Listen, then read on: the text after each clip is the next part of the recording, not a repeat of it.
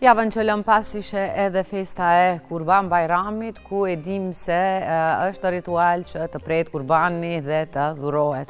Pikërisht për këtë ndodhe edhe Abibia, kolegja jonë në Bashkësinë Fetare Islame, ku do bisedon në link të drejt për drejt, do jemi me ta dhe do na tregon për transparencën e kurbaneve dhe shpërndarjen e tyre të rregullt. Do lidhemi tani me Abibe. Abibe, përshëndetje.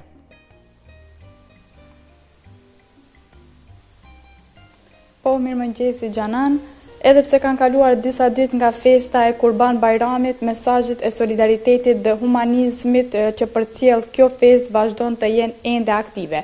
Bashkësia Fetare Islame edhe këtë vit realizoi shpërndarjen e kurbanave në familje që kanë nevojë. Për të na folur më shumë rreth organizimit dhe shpërndarjes së kurbanave, sot do flasim me përfaqësuesin e BFI-s, zotëri Fejzullah Sadiku. Përshëndetje dhe faleminderit që jeni pjesë e emisionit të mëngjesit. Përshëndetje nderuar, fillimisht unë falenderoj redaksin e televizionit Maqedonisë Shtetërore në programin e gjuhën shqipe, të cilët janë këtu sot me ne për të bërë një rishikim pak më të detajuar të aksionit të tubimit, therrjes dhe shpërndarjes të mishit të kurbanëve. S'ka dyshim se festa e Kurban Bajramit ndërlidhet me dy ngjarje shumë të rëndësishme të kalendarit islamik. Ajo është përfundimi i kushtit të pesë të Islamit, që është haxhi, që është një arritur jashtëzakonisht e madhe për të gjitha ata të cilët kanë pasur fatin që edhe këtë vit të kryejnë kushtin e pesë të Islamit, për faktin se haxhi në realitet shënon një miniaturë të botës tjetër.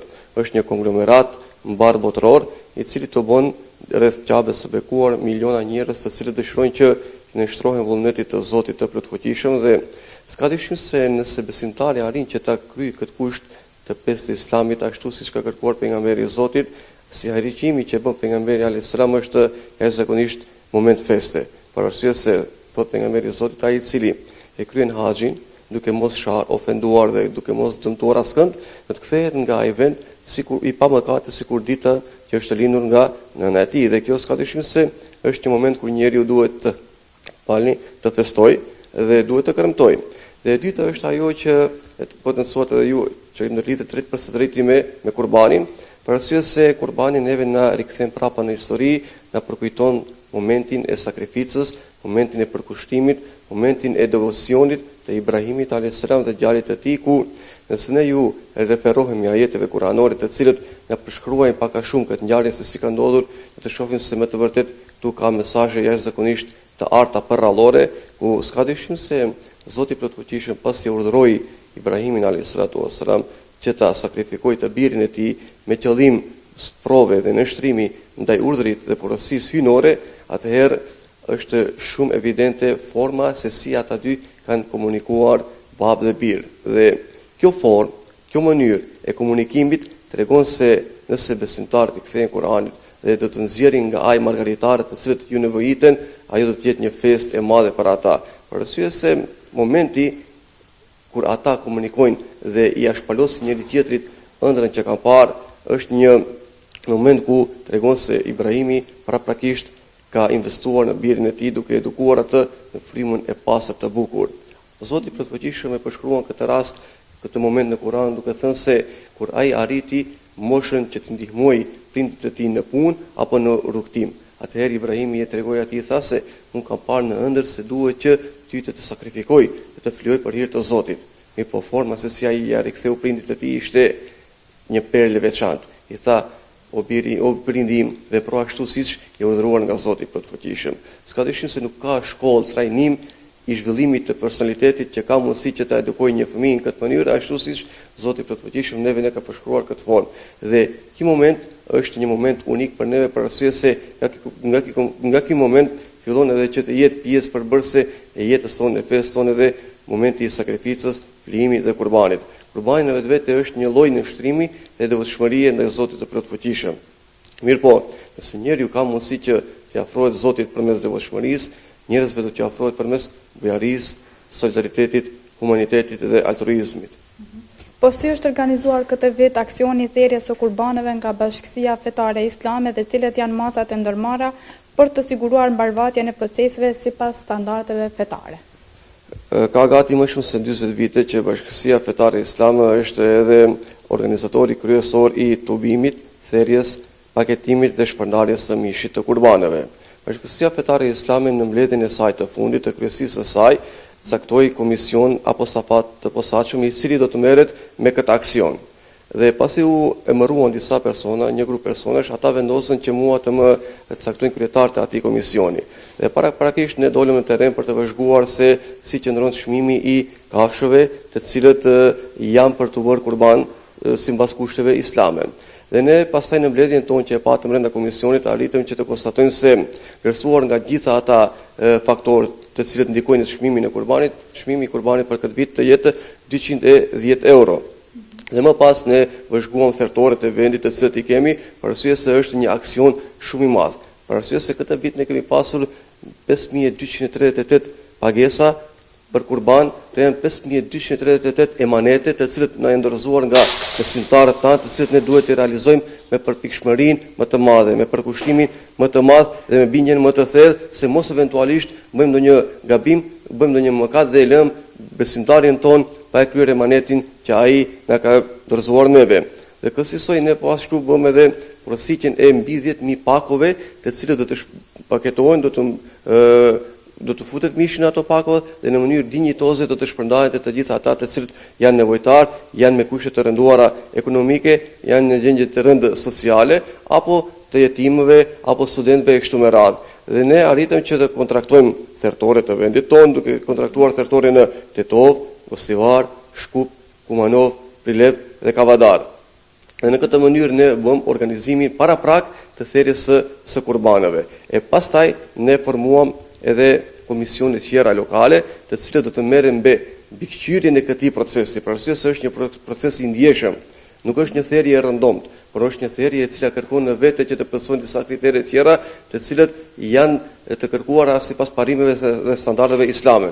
Krahas standardeve, parimeve, plotësimit të kushteve që kërkon feja islame, ne u munduam që të plotësojmë edhe standarde tjera bashkëkohore higjieno-sanitare, të cilët do të realizojnë në ruajtjen e mishit, ftohjen e mishit dhe të dorëzojmë mishin nevojtarëve në mënyrë të padëmtuar, pa gjëmtuar.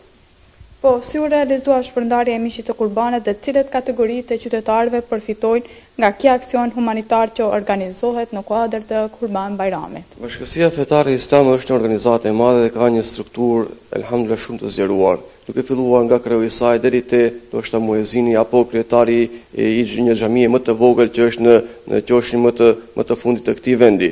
Dhe ne në këtë mënyrë organizojmë edhe shpërndarjen e mishit të kurbaneve përmes muftinive. Muftinit informojnë kryetarët e xhamive dhe imamët, dhe ata janë më së miri të informuar për fshatin e tyre, për lagjin e tyre, për mahallën e tyre se kush nga ata persona është me të vërtet nevojtar për të pranuar një mish nga kurbani. Mirë po ne këtë realizojmë fill pasi që të sigurojmë nevojat e kuzhinave të medreseve tona. Për arsye se kemi 5 medrese, kemi konvikte, kemi student, kemi nxënës të cilët gjatë gjithë vitit duhet që të ushqehen përmes këtij aksioni të cilin ne e realizojmë në kuadër të tubimit, thirrjes dhe shpërndarjes së mishit të kurbaneve. Dhe kur ne i sigurojmë këta nevoja, i plotësojmë këta nevoja, atëherë dalim zbresim në terren dhe mundohemi që mishin e kurbaneve ta shpërndajmë tek burgjet e vendit, tek spitali psikiatrik, tek spitalet qyteteve të ndryshme, duke filluar nga i Shkupi, Tetov, Gostivar, Kërçove kështu me radhë, e po ashtu pastaj bëjmë shpërndarje edhe te shoqata tjera, edhe gjithë këtë e realizojmë përmes shoqatës humanitare Hilal, e cila vepron dhe operon në kuadër të Bashkësisë Fetare Islame të Republikës së Maqedonisë së Veriut. Mirë po, ne mundohemi që të kontribuojmë përmes kësaj forme edhe në tregun dhe ekonominë e vendit ton, duke këmbëngulur që thirrja e kurbanëve të bëhet në vend, duke mos nxjerrur asnjë kurban jashtë vendit ton, për arsye se ata të cilët kontribuojnë në mirëmbajtjen e jetës fetare janë besimtarët tanë dhe ne s'ka dyshim se duhet atyre në një farë forme të ushtrim dorën dhe t'ju ndihmojmë, duke i ndihmuar edhe blektorit, i cili në të vërtetë me ngul me pret këtë ditë të madhe, këtë festë të madhe, që sadopak edhe ai të përfitojë nga ky kurban.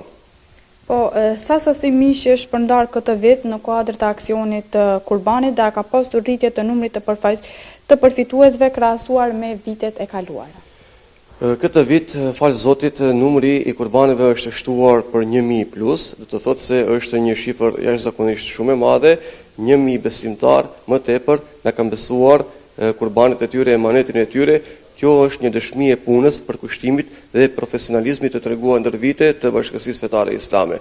Ne në fillim ishmi pak skeptik në këtë drejtim dhe bëm porositjen e vetëm 10.000 pakove, të cilët do të paketohen dhe të shpërndahen me mish. Mirë po, doli që ky numër të jetë i vogël, të jetë pak, pastaj u dash që ne të sigurojmë paketime të ndryshme përmes nëllonave të ndryshme që të arrisim këtë numër dhe të bëjmë shpërndarjen deri tek gjitha familjet të cilët janë nevojtare. Kështu që ne këtë vit kemi bërë shpërndarjen e 130.000, domethënë 130.000 pakove ton mish kemi ndarë. Kemi shpërndar në gjithë territorin e vendit. Dhe kjo është një shifër jashtëzakonisht shumë e madhe, do të thotë se kemi bërë shpërndarjen e 12.000 pakove, të cilët kanë zënë nga 8 deri 10 kg mish. Pas përfundimit të këtij aksioni, çfarë mesazhi dëshironi t'ju përcjellni besimtarëve, donatorëve dhe të gjithë qytetarëve në frymën e solidaritetit, humanizmit dhe kujdesit për familjet në nevojë?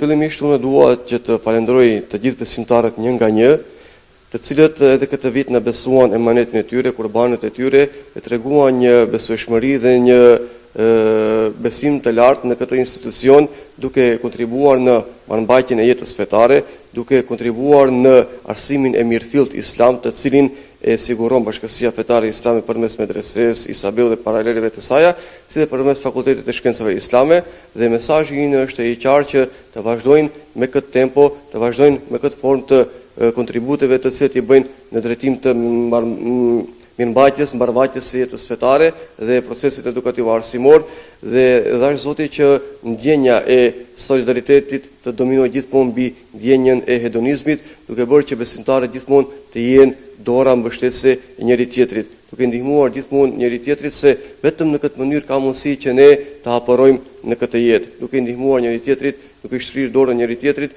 dhe duke qenë gjithmonë të gatshëm që gjithë secili kurdo që ta ketë nevojë, të ketë mundësi që të trokas në derën tonë, në zemrën tonë, në mënyrë që të gjejë atë që i nevojitet dhe që e kërkon. Faleminderit për kohën. Faleminderit juve, ishte kënaqësi. Po pra Xhanan, këto ishin të dhënat lidhur me organizimin dhe rezultatet e aksioneve të kurbaneve nga Bashkësia Fetare Islame. Xhanan? Po, Habibe, të faleminderit shumë për këtë informacione. Ne besojmë dhe shpresojmë se edhe në aktivitetet tjera Bashkia Fetare Islame do jenë si gjithmonë aty pranë, vetëm për t'ju ndihmuar gjithë muslimanëve anë mban që ka nevojë. Faleminderit edhe ty, Habibe, shumë.